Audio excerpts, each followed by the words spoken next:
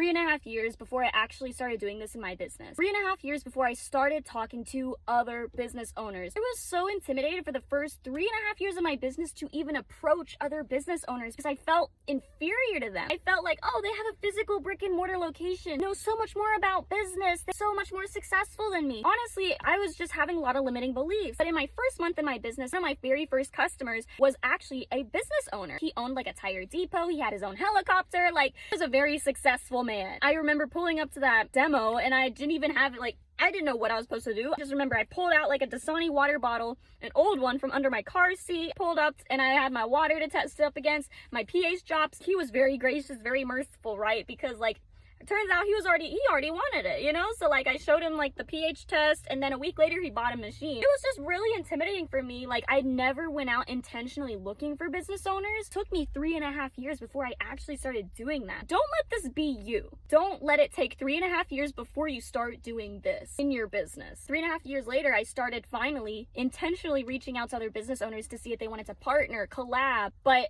I had to start viewing them as other human beings that actually probably have more in common with me than people who worked at their company or people who worked at a normal job, a 9 to 5. Because with business owners, what I had to realize is that we are probably in the same headspace. We are probably very like-minded. They probably started their own business for the same reasons you started yours. And that's probably for the time freedom, the financial freedom, the location freedom. Maybe not so much location freedom if they are brick and mortar, because you have to kind of be there in order to be making the business run, unless they have like employees, managers, and that kind of thing. So for me, whenever I started talking to other business owners, like intentionally, I did realize that we're much more like-minded than somebody who works a regular 9 to 5. And I don't have to try to convince them otherwise to change their mindset. It took like a load off of me, because honestly, it's so much easier talking to other business owners now, whenever you get into that headspace of like, oh, we are on the same level. Like they're not bigger than me, they're not greater than me,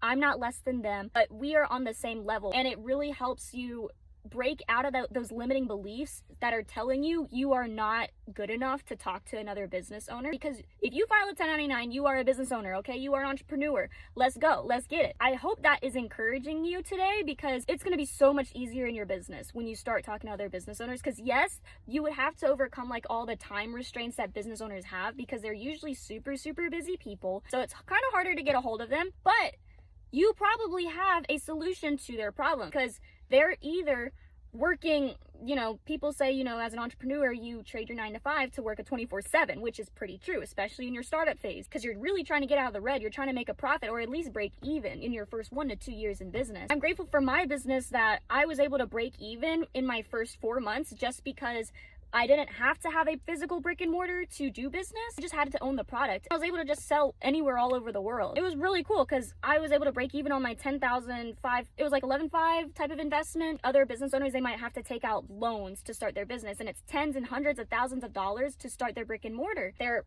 in the red for like a minute, you know? And so where would I come in, or where you would come in, you get to act as the middleman, showing them, hey, this is an opportunity to grow your income in your business if you want to incorporate it with your business. Or a lot of times they don't even know that this kind of business model exists. I never knew it existed until I found out about it, right? And I found out about business models like this like 4 or 5 years ago. But I never knew that you could make money without having a physical brick and mortar. But that's just the times that we live in. 2025, a lot of people are making money without having a physical location. A lot of things are digital these days. But there's so many people who don't even know that that's true. Or that they don't even know how to get into it. They don't know how to start it. So you could actually be a solution for these people that want to make money in their own business, but they don't know how to do it in the digital space. Where I'd come in, I was able to break even in my first 4 months in business, and then every month after that has just been profit. I've been doing this now for coming up on 4 years. Been able to earn $100,000 in commissions without having to own my own brick and mortar business, which I'm so grateful for, you know? And there's so many people out there that don't know that something like this exists. So that's where I come in and show them another opportunity. What I'm saying is that it's so much easier to talk to business owners because first of all, they're already like-minded. Second of all, money is usually not an issue for them. They can find the way to finance whatever it is that you're offering them. They already have the money for the most part. You don't have to try to change their mindset to understand business.